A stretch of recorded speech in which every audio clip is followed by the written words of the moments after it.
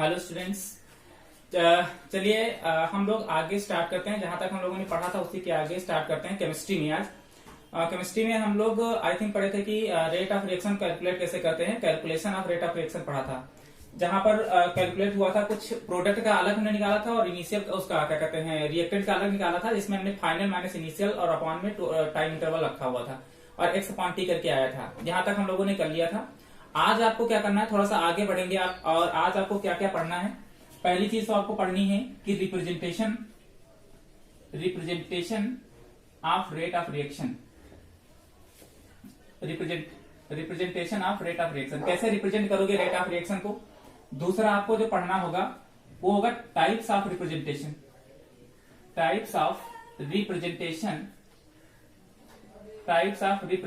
Of rate of reaction. ठीक है, rate of reaction को रिप्रेजेंट करने के कितने टाइप्स होते हैं, जिसमें आपको 3 तरीके से कैलकुलेट करना होगा। देखो आपका जो बोर्ड में आएगा वो यहां से क्वेश्चन बहुत कम बनाते हैं, लेकिन कंपटीशन में यहां से क्वेश्चन आपको बनाएंगे रेट ऑफ रिएक्शन से, क्योंकि वहां पर डायरेक्ट आपसे क्वेश्चन नहीं कहेगा कि आप जैसे नॉर्मल बोर्ड में आ जाएगा कि भाई इसका रेट ऑफ रिएक्शन कैलकुलेट करिए। वहां पर आपको इंटीग्रेशन डिफरेंशिएशन का यूज करना पड़ जाएगा। अब क्या है कि देखो यहाँ पर क्या था, ये 3 तरीके से होता है। ये आप ये समझ लीजिएगा कि ये कंपटीशन पॉइंट ऑफ व्यू से है ये जो हम बता रहे हैं types of representation of rate of reaction, जिसमें आपको पढ़ना 3 तरीके से। एक तो एवरेज रेट ऑफ रिएक्शन पढ़ना है, एवरेज रेट ऑफ रिएक्शन पढ़नी है आपको। इसके अलावा आपको इंस्टेंटेनियस रेट ऑफ रिएक्शन इस तरीके से रिप्रेजेंट करना होगा। और यह कभी कभी आपसे पूछता है कि initial rate of reaction calculate करिए। ठीक है, रिप्रेजेंटेशन होता है, ये 3 तरीके से होगा। यही चीजें आपको आज समझनी है, इनको एक एक करके हम लोग पढ़ेंगे। ठीक, तो सबसे पहले आपको क्या करना है कि representation of rate of reaction आपको देखना है कि क्या होता है, कैसे रिप्रेजेंट करेंगे। ये बहुत आसान है, एक बार समझ जाएंगे। यहां से न्यूमेरिकल आपका बनेगा बोर्ड में, representation of rate of reaction. देखो यहां से आपके बोर्ड में बनता है क्वेश्चन और यहां से आपका कंपटीशन में बनेगा। तो ये है representation of rate of reaction. ऐसा नहीं कि यहां से बोर्ड में नहीं पूछा जा सकता है, पूछा जा सकता है अगर पेपर टफ बनाना चाहें तो। ये सब तो ये representation of rate of reaction कैसे रिप्रेजेंट करेंगे रेट ऑफ रिएक्शन को। जैसे सपोज दैट मान लेते हैं कि कोई हमारे पास, जैसे एक एग्जांपल ले लेते हैं। सपोज दैट कोई भी एक एग्जांपल ले लेते हैं, जैसे है आपका अमोनिया, उसका ले लेते हैं, अमोनिया का ले लेते हैं। हाँ चलो ठीक है, इसका ले लेते हैं नाइट्रोजन और plus hydrogen gives out ammonia. ये हमारे पास एक रिएक्शन है, यहाँ पर 2 टाइम्स कर दीजिए, यहाँ पर 3 टाइम्स कर दीजिए। ये रिएक्शन हमारे पास बनकर के तैयार है। अब इसमें क्या ना कि ये वाला पार्ट जो आपका इधर लिखा हुआ है ये रिएक्टेंट है, इधर वाला पार्ट क्या है प्रोडक्ट। तो ये तो आपको पता है कि जो रिएक्टेंट हमारे पास होता है इसका धीरे धीरे करके क्या होना स्टार्ट करेगा, ये डिसअपियर होगा, मतलब इसका डिसइंटीग्रेशन स्टार्ट हो जाएगा, यानी कि ये कंज्यूम होना स्टार्ट कर देगा। और ये वाला जो होगा ये प्रोडक्ट धीरे धीरे करके क्या होना स्टार्ट करेगा, बढ़ना स्टार्ट करेगा। तो हमको क्या करना है कि रेट ऑफ डिसअपियरेंस इसका अलग करना होगा, इसका आपको अलग करना होगा। ठीक है, तो यहाँ पर डिसअपियरेंस और यहाँ पर क्या होगा इसका अपीयरेंस, यानी कि यहाँ पर प्रोडक्शन हो रहा है और यहाँ पर उसका क्या हो रहा है कंजम्पशन हो रहा है। तो दोनों को आपको अलग अलग कैसे रिप्रेजेंट करके लिखना होगा और उसको कैसे कैलकुलेट करना है, ये चीज आपको आज समझनी है यहाँ पर। तो देखो इसको कैसे लिखेंगे रेट ऑफ रिएक्शन को, ये समझो। देखो पहले तो हम अलग अलग सबका लिखेंगे, नाइट्रोजन है इसके अंदर, हाइड्रोजन है इसके अंदर और ये बनकर के अमोनिया तैयार हुआ है। तो देखो ये जो आपके सामने लिखा है 3, ये 2, ये तो आपको पता है कि ये जो इसके आगे जो बैलेंस करने के बाद जो नंबर आता है इसको हम लोग स्टैचियोमेट्रिक कोफिशिएंट कहते हैं। और रेट ऑफ रिएक्शन लिखते वक्त यही स्टैचियोमेट्रिक कोफिशिएंट जो होते हैं वो डिवाइड में चले जाते हैं। इस चीज का ध्यान रखिएगा। इसको लिखने का तरीका क्या है, देखो पहले हम लिखेंगे एक एक करके, पहले रिएक्टेंट का लिख लेते हैं हम लोग, रिएक्टेंट का। ठीक है, फिर एक बार रिएक्टेंट का लिख लेंगे, एक बार प्रोडक्ट का लिख लेंगे। तो क्या हो जाएगा, देखो रेट ऑफ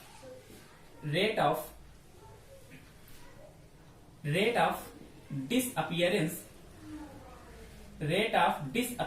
ऑफ नाइट्रोजन।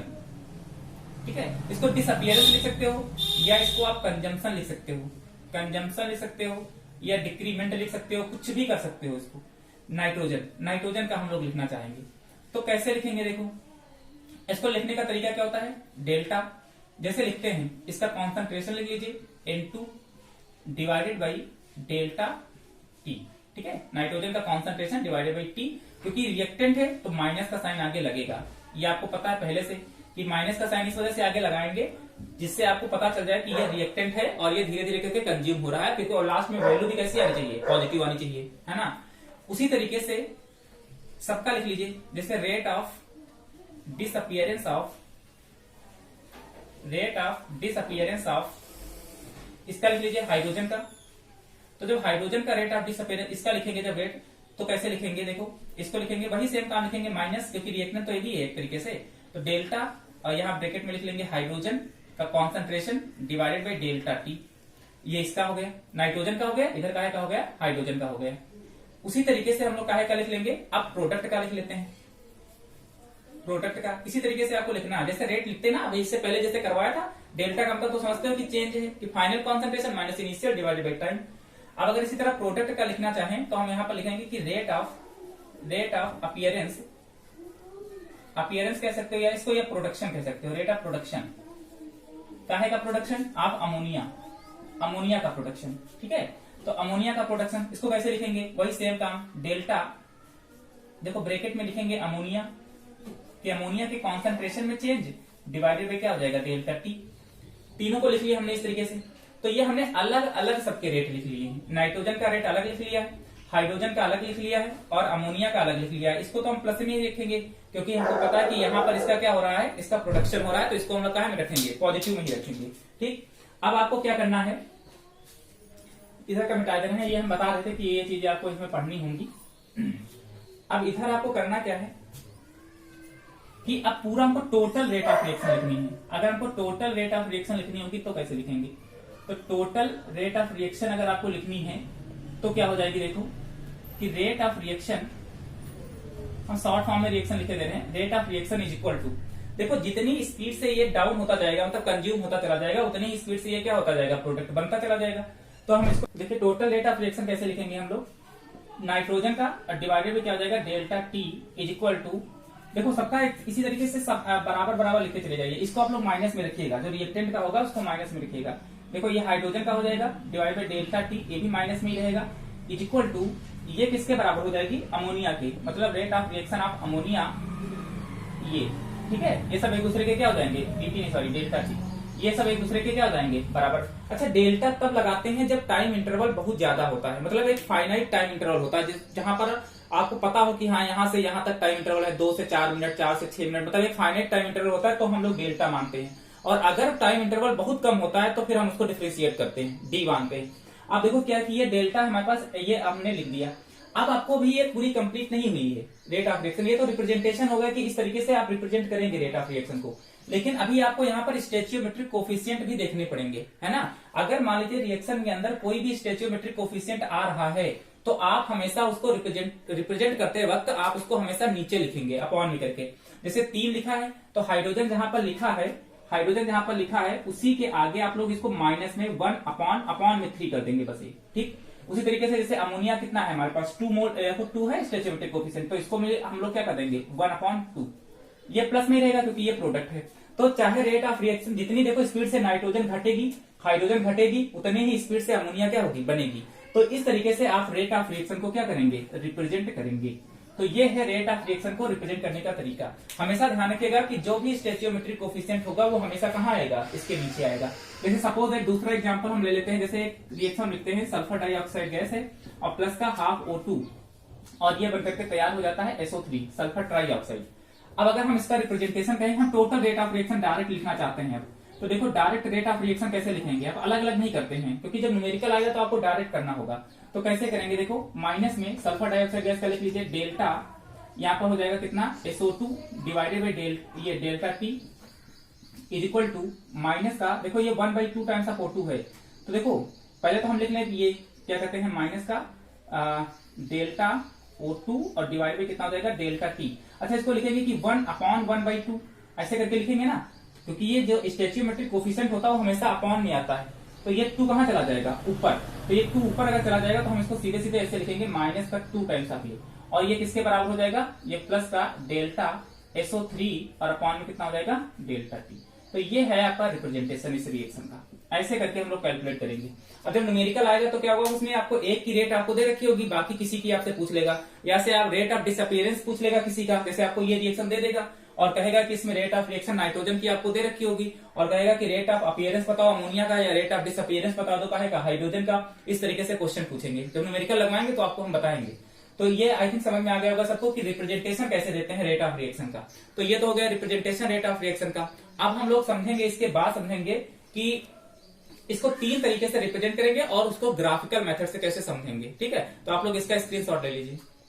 चलिए अब हम लोग समझते हैं कि types of representation of rate of reaction की रिप्रेजेंटेशन जो रेट ऑफ रिएक्शन का है इसको भी कई तरीके से हम लोग रिप्रेजेंट करेंगे। जरूरी नहीं कि एक ही तरीके से हो जाएगा, इसके कई मेथड है। 3 मेथड अभी हमने आपको बताया था, एवरेज है, इंस्टेंटेनियस है और ये 3 तरीके से है। आपको 3 पढ़ने हैं आपको यहाँ पर, एक एक करके हम लोग समझेंगे। ठीक है, पहला आप लोग समझेंगे कि एवरेज रेट ऑफ रिएक्शन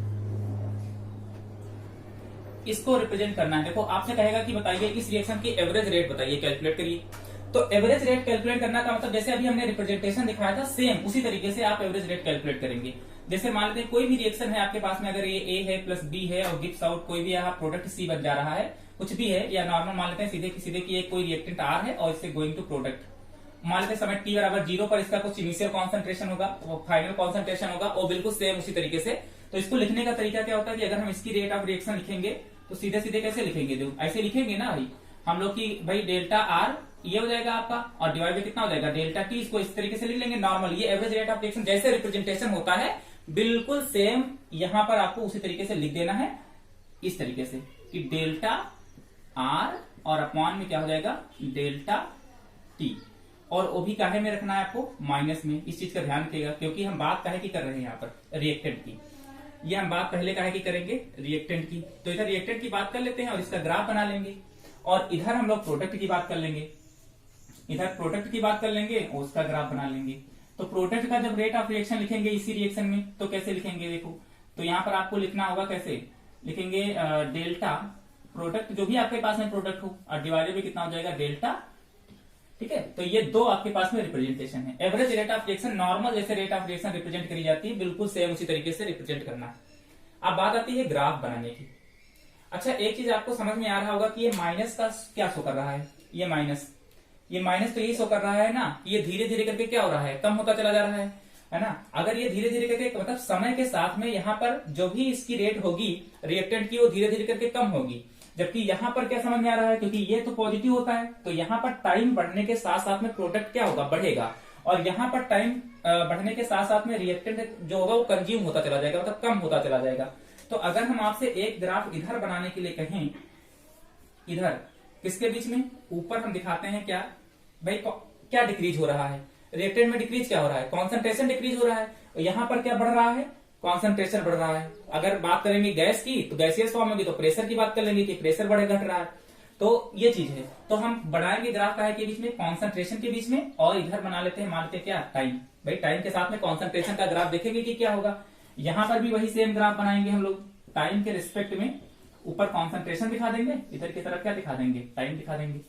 अब देखो हमको पता है, देखो जब समय 0 था, समय 0 पर क्या होगा कि कुछ कॉन्सेंट्रेशन इसका होगा मैक्सिमम। भाई जब टाइम 0 होगा, जब t बराबर 0 तो इसका इनिशियल कॉन्सेंट्रेशन कुछ होगा ही होगा, R0 होगा मान लेते हैं। उसके बाद क्या होगा, देखो जितना समय आगे बढ़ते चले जाएंगे, देखिए कॉन्सेंट्रेशन धीरे धीरे करके क्या होता चला जाएगा, कम होता चला जाएगा। मान लीजिए जब टाइम t यहाँ पर कुछ था, जब टाइम एक टाइम ले लेते हैं कोई भी टाइम, यहाँ पर t बराबर ये t0 यहाँ पर t1 मान लेते हैं, टाइम t1 पर इसका कॉन्सेंट्रेशन मान लेते हैं कितना हो गया है, कुछ हो गया होगा C1। ठीक है, यहाँ पर मान लेते हैं C1 मान लेते हैं कि इसका कॉन्सेंट्रेशन कितना हो गया है यहाँ पर C1।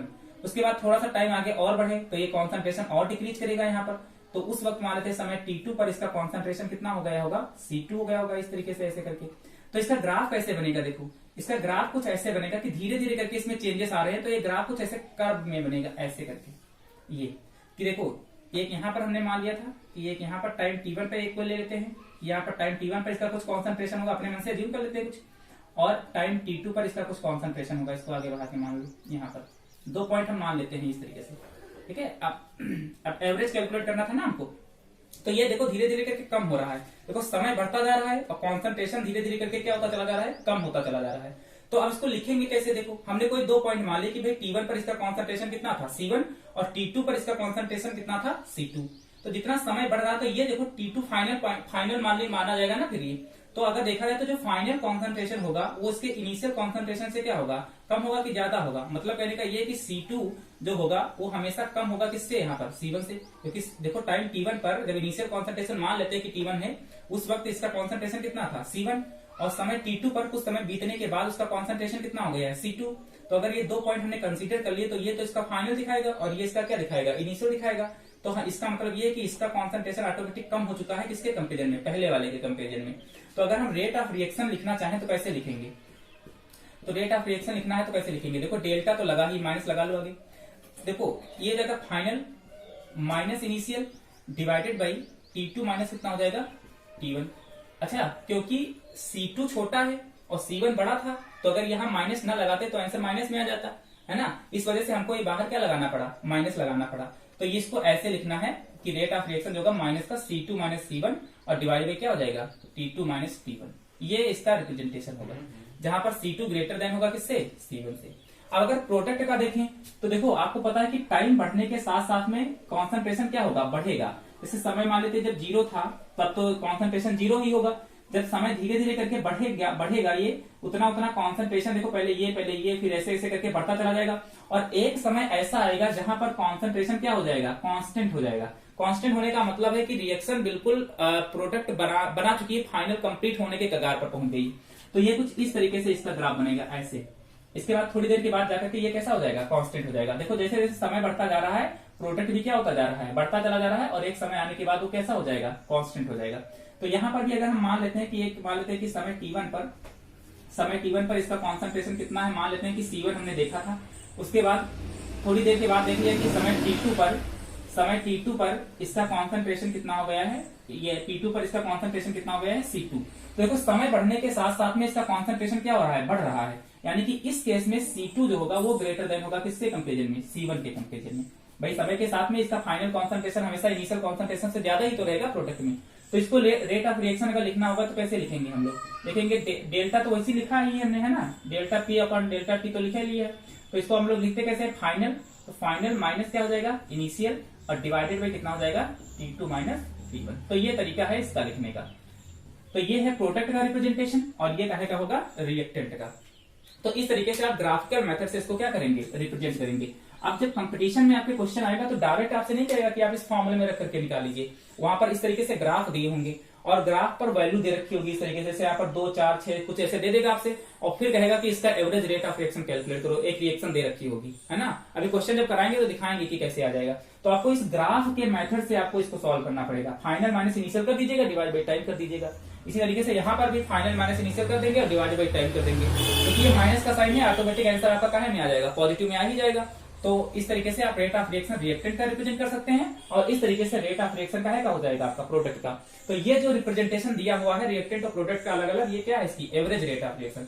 तो एवरेज रेट ऑफ रिएक्शन बिल्कुल उसी तरीके से रिप्रेजेंट करी जाएगी जैसे आपका normal rate of reaction represent करते हैं, ठीक है। तो इसका आप लोग स्क्रीनशॉट ले लीजिए। इसके बाद हम लोग बढ़ेंगे, दूसरा आपको समझाएंगे इंस्टेंटेनियस रेट ऑफ रिएक्शन क्या होती है, ले लीजिए इसका स्क्रीनशॉट। चलिए दूसरा हम लोग देखते हैं कि इंस्टेंटेनियस रेट ऑफ रिएक्शन, है ना। अगर आपसे पूछ ले कि इंस्टेंटेनियस, अचानक से किसी एक पॉइंट पर पूछ ले, इंस्टेंट पर, एक टाइम इंटरवल पर, उसमें तो हमने भी दो मान लिया था कि भैया फाइनल होगा कि इनिशियल होगा, तो फाइनल माइनस इनिशियल कर दिया था। लेकिन अचानक से कह दे कि डायरेक्ट हमको 2 सेकंड पे बताओ कितना होगा, समझ रहे हो ना। अब जैसे कह दे कि जैसे आपसे कह देता है कि रेट ऑफ रिएक्शन कि 2 से 4 मिनट के बीच का बता दो, तो 2 से 4 मिनट के बीच का तो बता दो कि भाई 4 - 2 करके और कॉन्सेंट्रेशन माइनस करके। लेकिन अचानक से हम कहते केवल हमको 2 सेकंड पर ही बताना है आपको, करेक्ट 2 पर, तो कैसे बताओगे, तो दिक्कत हो जाएगी बताने के लिए। एक्यूरेट एक टाइम पर अगर बताना होगा आपको, जैसे वही रिएक्शन हमारे पास है rate of reaction going to product, तो हम इधर रिएक्टेंट का दिखाएंगे आपको करके, कैसे करेंगे, और इधर जो है आपका, इधर आपका प्रोडक्ट का बताना है आपको। रिएक्टेंट प्रोडक्ट का अलग अलग करेंगे हम लोग, क्योंकि इसका डिसअपियरेंस होता है, उसका अपीयरेंस होता है। तो रेट ऑफ रिएक्शन आपको सबको लिखना आ गया होगा कि इसको लिखेंगे माइनस का डेल्टा R अपॉन डेल्टा क्या हो जाएगा T, और इसको ब्रैकेट में लिखना आप लोग, और इधर रेट ऑफ रिएक्शन आप प्रोडक्ट अगर लिखना है तो हम लिखेंगे डेल्टा P और अपॉन में डेल्टा T। इसको हमेशा बड़े ब्रैकेट में लिखेगा, ये तो ऐसे ही रिप्रेजेंट किया जाएगा। लेकिन इंस्टेंटेनियस को ऐसे रिप्रेजेंट अब नहीं करेंगे। अब देखो इसको कैसे बदलेंगे, वही ग्राफ हम लोग फिर से बनाते हैं जरा। देखो ये ग्राफ है आपके पास में, ऊपर कॉन्सेंट्रेशन दिखा रहे हैं, नीचे की तरफ टाइम दिखा रहे हैं। यहां पर भी क्या कर रहे हैं कि ऊपर की तरफ कॉन्सेंट्रेशन, नीचे की तरफ क्या दिखा रहे हैं, टाइम दिखा रहे हैं। इसको बहुत अच्छे से समझिएगा आप लोग। अब देखो ग्राफ तो इसका वही बनेगा आपका पूरा, जैसे उसमें बना था वैसे इसमें भी ग्राफ बनेगा। ग्राफ ऐसे ही बनेगा आपका। ये बिल्कुल थोड़ा स्लो बनाते हैं हम लोग, स्ट्रेट हो जाएगा नहीं तो। वही एक काम कर लेते हैं कि एक टाइम t1 पर इसका कॉन्सेंट्रेशन कितना मान लेते हैं C1, उसके बाद टाइम t2 पर इसका कॉन्सेंट्रेशन कितना मान लेते हैं, इसका कॉन्सेंट्रेशन मान लेते हैं C2। अब देखो, अब आपसे देखो टाइम ना तो t1 और t2 के बीच में नहीं पूछेगा, आपसे कहेगा कि एक इंस्टेंट पॉइंट पर, इस t पॉइंट पर मान लीजिए कोई एक वो इंस्टेंट समय कितना हो सकता है, t हो सकता है, और आपसे कहेगा कि इस पॉइंट पर कॉन्सेंट्रेशन बताइए कितना होगा। अचानक से कह दे 2 सेकंड पे कह दे, 3 सेकंड पे कह ले, मतलब टाइम के बीच में ना पूछे, अचानक से उस पॉइंट पे पूछ ले।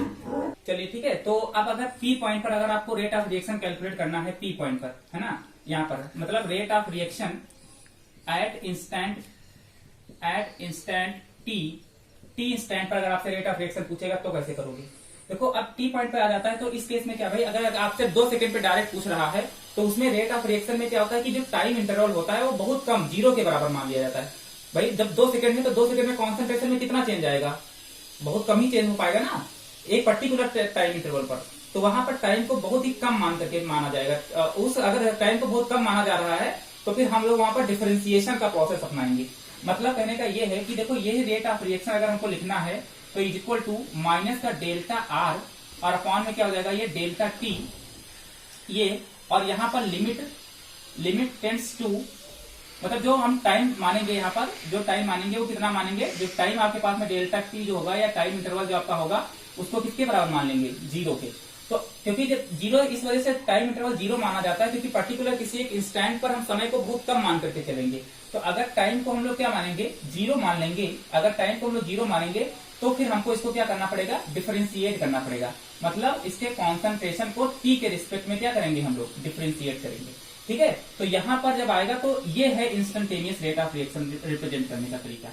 मतलब कहने का ये है कि जब आपसे पर्टिकुलर किसी एक टाइम पर पूछ ले उस वक्त आप उसको इस तरीके से डेल्टा लगा करके भी रिप्रेजेंट करेंगे, आप उसको डी के यानी कि टाइम के रिस्पेक्ट में आप उसको क्या करेंगे, डिफरेंशिएट करेंगे। और आपको पता है कि जब डिफरेंशिएशन किसी का कैलकुलेट किया जाता है तो ये इसका स्लोप दिखाता है, स्लोप कैलकुलेट किया जा रहा है। तो इस पॉइंट पर इसका हमको क्या करना होगा, स्लोप निकालना होगा। स्लोप कैसे निकालेंगे, देखो यहाँ से एक टेंजेंट ड्रा कर दो ऐसे, ये ठीक है, ये टेंजेंट। तो ये जो स्लोप होगा ये स्लोप ही दिखाएगा, ये बराबर किसके हो जाएगा, देखो यहाँ पर लिख रहे हैं, ये मतलब क्या है, ये स्लोप है। तो ये स्लोप रिप्रेजेंट करेगा आपका। ठीक है। जहां पॉइंट है, जिस पॉइंट पे आपसे पूछे पर्टिकुलर स्टेप पे, वहां से एक टेंजेंट ऐसे ड्रॉ कर दीजिए। तो ये स्लोप जो होगा वो दिखाएगा इंस्टेंटेनियस रेट ऑफ रिएक्शन। ठीक है। जो स्लोप होगा वो दिखाएगा इंस्टेंटेनियस रेट ऑफ रिएक्शन। तो वहां पर आपको डिफरेंशिएट करना पड़ेगा।